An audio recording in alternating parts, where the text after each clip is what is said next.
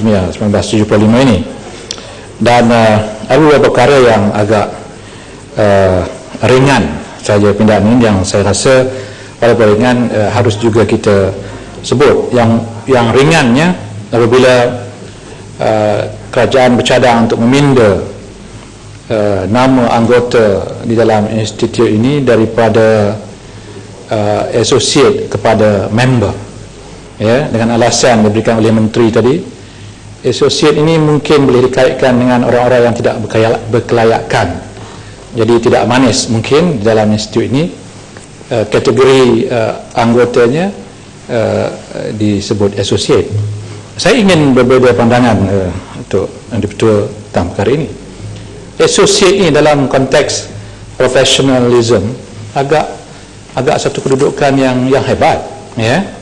Kalau kita tengok di kalangan lawyer pun, ya, nama, ya, Karpal Singh and Associate, ya, artinya sesuatu pengiktirafan yang hebat kepada mereka yang berada di bidang profesion berkenaan. Jadi sebagai seorang associate di Institut Kimia ini, bagi saya lah merupakan suatu pengiktirafan, walaupun dari segi kategorinya ia kedua selepas fellow, ya. Jadi menukarkan nama atau gelaran ini, kategori ini kepada member saja. Member ni terlalu hambar lah, ya, terlalu biasa. Member kalau kita nak translatekan ahli, ya, ya, mungkin kalau ahli itu sebagai pakar lain, tapi sebagai member saja. Kalau ahli ditranslatekan sebagai spesialis, keahliannya itu hebat, tapi kalau member saja, saya rasa itu menurunkan taraf pegawai tersebut. Jadi saya mencadangkan kalau boleh dikekalkan associate ini sebagai salah satu kategori yang terpakai bagi golongan ahli kimia ini. Itu yang pertama. Yang keduanya, kita dah dengar tadi hujah rakan-rakan kita bahawa peranan ahli kimia sekarang ini cukup besar, ya. Dan saya tidak ada masalah kalau ahli kimia ini digelar ataupun digolongkan sebagai professionals, ya, setaraf dengan engineer, doktor, lawyers, arkitek dan sebagainya, ya.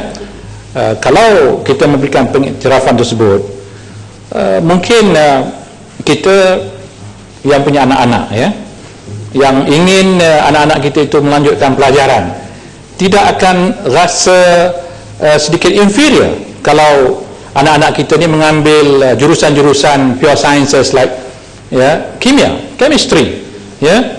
Kerana bagi setengah orang masuk ke fakulti sains dan mengkhusus kepada chemistry ini sebagai satu kursus yang masa depannya kelihatannya kebanyakannya akan jadi guru kimia di sekolah, ya.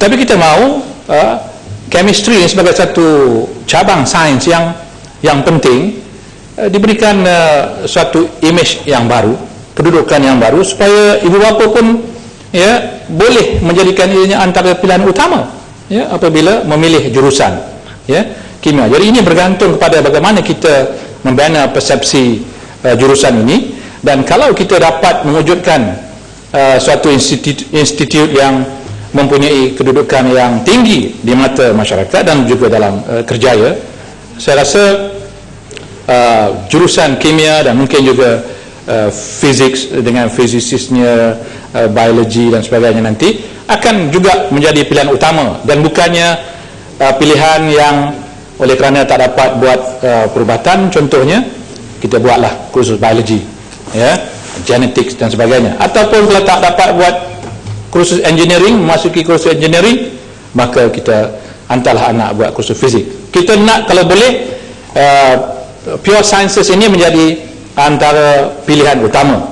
Untuk tujuan itu, Tuan Ketua, institut ini harus memainkan peranan yang lebih besar untuk mempromosi bidang ini sebagai sesuatu yang tak dapat tidak kena dirujuk, ya, di dalam berbagai aspek dalam kehidupan manusia.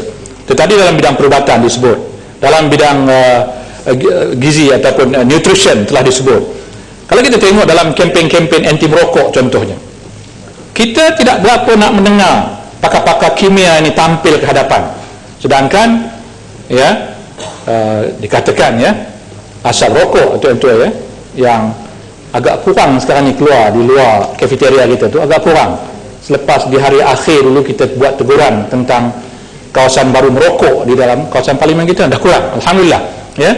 Kita agak kurang mendengar peranan ahli-ahli kimia bercakap tentang bahaya merokok, sedangkan dalam asap rokok itu dikhabarkan ada 3,000 atau 4,000 lebih bahan kimia.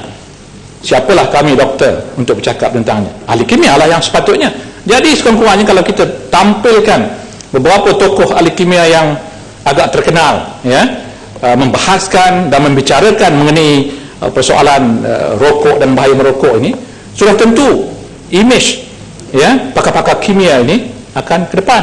Artinya perlu ada suatu kerjasama yang erat antara kepakaran kimia ini dengan kajian-kajian perubatan yang sedia ada yang dilakukan oleh berbagai institut perubatan, bukan hanya dalam negara, yang ada di luar negara. Jadi supaya nama mereka tampil ke hadapan. Juga dalam konteks yang disebut tentang pemakanan tadi ya, tentang pelabelan halal haram ini tidak hanya dilihat dari sudut pandangan agama semata-mata, tetapi dilihat dari segi kandungan, bahan pengawet, bahan pewarna ya, bahan perasa. Yang ini kalau kita boleh menonjolkan pakar-pakar kimia ke hadapan, sudah tentulah imej makanan-makanan yang halal dan penggunaan logo halal ini akan dapat dipertingkatkan. Ini juga memerlukan institut kimia ini memperluaskan jaringan ya, hubungannya ataupun networkingnya dengan berbagai institut perubatan dan institut perindustrian, pemakanan dan sebagainya, supaya kedudukan mereka akan lebih kuat. Seterusnya yang betul saya melihat dalam akta ibu ya, bahawa antara peranan bagi institut ini lah mengajarkan latihan ya, memberikan persijilan pada mereka yang ingin menjadi anggota pada institut ini. Artinya mereka yang telah lulus dengan ijazah sarjana ataupun sarjana muda sains bracket kimia ataupun dengan honors ya.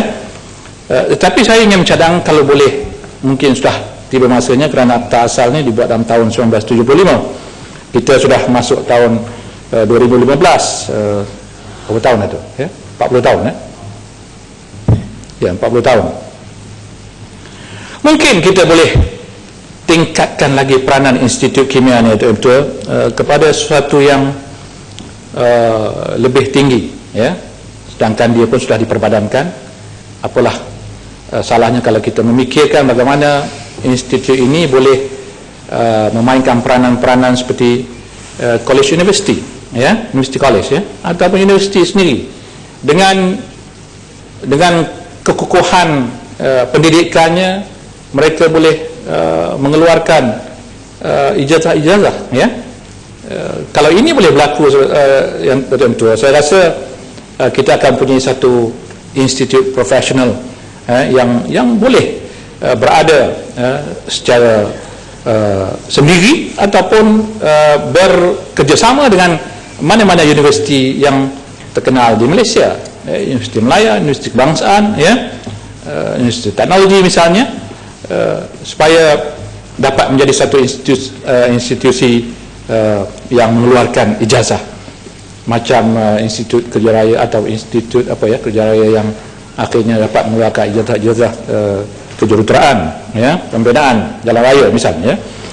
Jadi itu cadangan supaya kita pertingkatkan peranan institut ini kepada level university college ataupun universiti.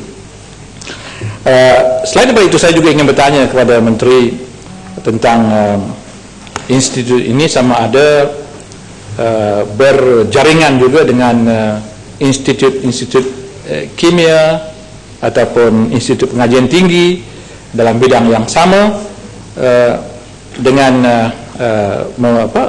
memberikan akreditasi ya, ataupun ada hubungan accreditation di situ.